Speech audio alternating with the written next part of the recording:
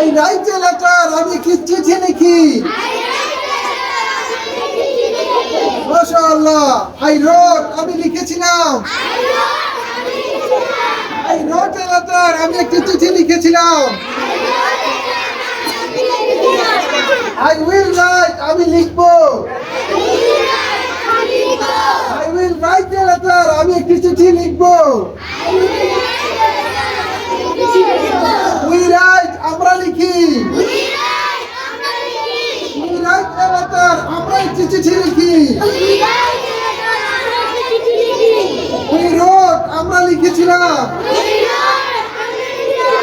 We wrote a letter. আমরা একটি চিঠি লিখেছিলাম।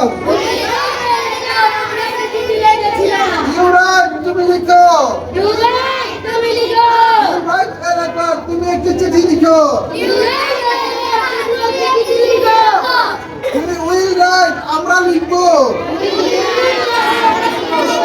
We will write a letter. আমরা একটি চিঠি লিখবো।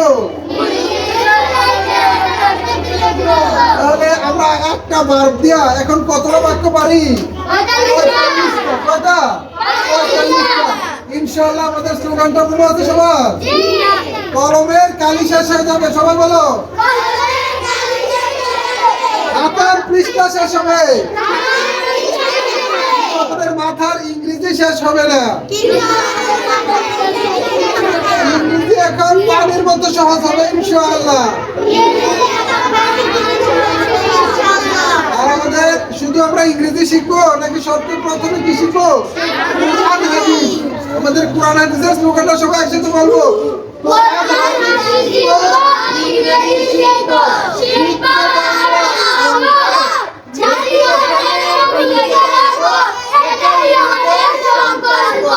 ইনশাআল্লাহ আমরা পারবো।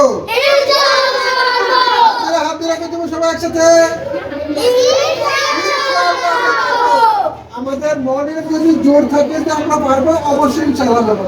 তাহলে আমরা আপাতত একটা ভার্ব কয়টা বাক্য তৈরি করে শিখলাম? 45টা। প্রেজেন্ট টেন্সে 15টা, পাস্ট টেন্সে 15টা, ফিউচার টেন্সে 15টা। এইভাবে ইনশাআল্লাহ আমরা পুরো টেন্সটা শেষ করব। আর ইংরেজির মেরুদণ্ড হচ্ছে টেন্স।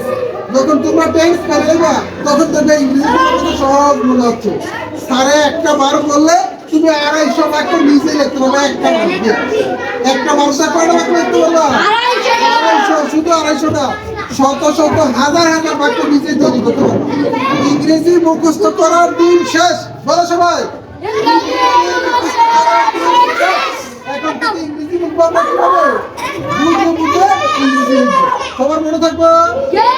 ক্লাসটা কেমন লাগছে সবার কাছে? ইনশাআল্লাহ আমরা এভাবে করলে অবশ্যই ভালো কিছু করতে পারবো। সবাই ভালো থাকবা, সুস্থ থাকবা। আল্লাহ হাফেজ।